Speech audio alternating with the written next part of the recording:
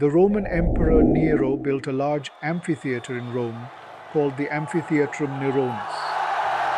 This amphitheater was located on the site of a lake that Nero had drained, and it was used for gladiatorial contests, animal hunts, and public executions. The Amphitheatrum Neronis was destroyed in the Great Fire of Rome in 64 AD, and it was never rebuilt. Welcome to another episode of Journey Through Time. Prepare to have your mind blown.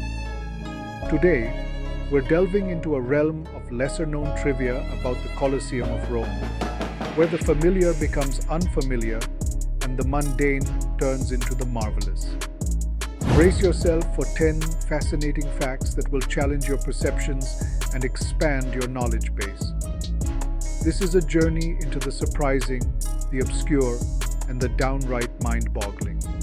So buckle up, hold on tight, and let's embark on an expedition into the uncharted territories of knowledge. Fact number 1. Did you know that the Colosseum in Rome was also built on a swampy land, just like Nero's Amphitheatrum Neronis? The Romans drained the swampy lake and used the land to build the amphitheater. It was the largest amphitheater ever built and is one of the most iconic symbols of Rome. Constructed between 70 and 80 AD, the Colosseum could seat up to 80,000 spectators and was used for gladiatorial contests, animal hunts, and public executions. Fact number 2. Emperor Julius Caesar was assassinated in 44 BC, over a century before the Colosseum was constructed. Julius Caesar did, however, play a role in the development of public spectacles in Rome. He was a popular and charismatic leader, and he used public games to gain support from the Roman people. He also made several changes to the Roman games, including expanding the number of events and increasing the size of the arenas. Julius Caesar's reforms had a lasting impact on the Colosseum. The Colosseum was designed to accommodate the large crowds that attended the games, and it incorporated many of the features that Julius Caesar had introduced, such as retractable awnings to protect spectators from the sun and rain. We will come to that later in this video. Fact number 3. The Colosseum's design incorporated advanced engineering principles to enhance acoustics and sightlines. The elliptical shape of the arena, the sloping walls, and the arrangement of the seating tiers all contributed to creating an immersive experience for spectators. The Colosseum is made of concrete and stone and is held together by iron clamps. The walls are up to 15 feet thick in some places. The Colosseum had 80 entrances, which allowed spectators to enter and exit the arena quickly and easily. Fact number 4. The Colosseum's retractable awning, called the velarium, was a marvel of engineering. Operated by a team of sailors, the velarium could be deployed or retracted in a matter of minutes, providing shade from the sun or protection from the rain.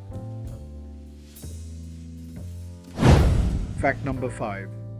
Our fifth stop takes us beneath the surface of the Colosseum. Did you know that beneath the arena floor lies a complex network of underground tunnels and chambers? These subterranean passages, known as the hypogeum, were used to house exotic animals, gladiators, and stage props. Imagine the suspense as the fighters and wild beasts awaited their cue to enter the arena. It is also where the Colosseum's machinery was located, such as the elevators that raised and lowered the stage floor and the trapdoors that were used to release animals into the arena. The Colosseum Underground was not open to the public for many years, but it is now possible to visit it on a guided tour. Fact number 6. Now, here's a fact that might surprise you. The Colosseum could be flooded for spectacular naval battles. That's right. The arena had a system of channels and pumps that could fill the space with water. The naval battles, or naumachiae, were a jaw-dropping spectacle showcasing not only gladiatorial combat, but also epic sea battles, right in the heart of Rome. These spectacles were popular with Roman audiences, who enjoyed watching ships engage in mock combat and witnessing the occasional drowning of a gladiator or sailor. Of course, after the show, the water was drained away through a series of drains, leaving the arena dry again for other types of spectacles. The naumachia was eventually discontinued in the 2nd century AD due to the high cost of staging the events and the difficulty of obtaining enough water.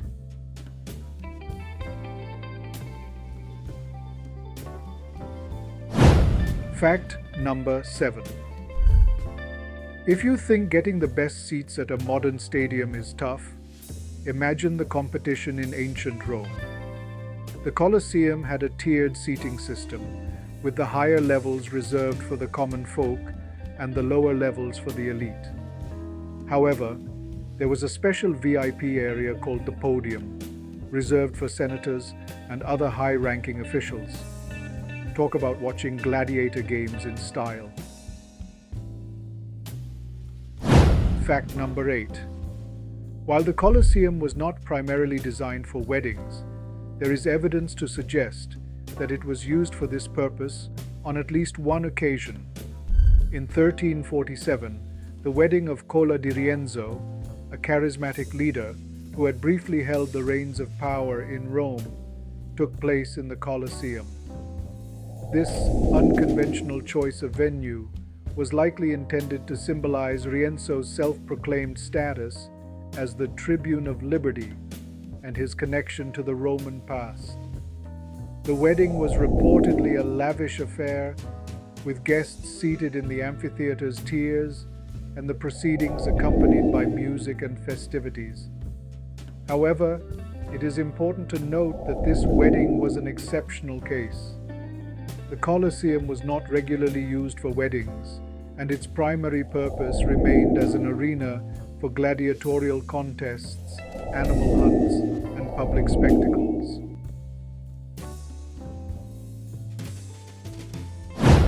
Fact number 9. Throughout its history, the Colosseum witnessed numerous noteworthy triumphal parades and grand processions that celebrated the military victories of Roman emperors and their generals. These parades were not merely spectacles, they served as powerful symbols of Roman power, reinforcing the emperor's authority and showcasing the empire's military might. One of the most celebrated triumphal parades took place in 71 AD, following the successful conclusion of the Jewish War under the command of Titus, the future emperor. The parade was a grand spectacle, with Titus riding a chariot adorned with the spoils of war, including the menorah from the Second Temple in Jerusalem. The procession also featured captured Jewish leaders, symbols of Rome's victory over Judea. Fact number 10. The Colosseum has withstood the test of time, but did you know that parts of it were dismantled and repurposed over the centuries? After the fall of the Roman Empire, the Colosseum fell into disrepair, and various popes and rulers used its stones to build other structures in Rome. It's like a historical recycling program. Today, the Colosseum stands as a reminder of the impermanence of power, the allure of spectacle, and the enduring fascination with the past. Its ruins, though weathered and worn, continue to inspire awe and wonder, whispering tales of a time when Rome ruled the world and the Colosseum was its beating heart. If you enjoyed this video, don't forget to give it a thumbs up, share it with your friends, and subscribe to our channel for more engaging historical content.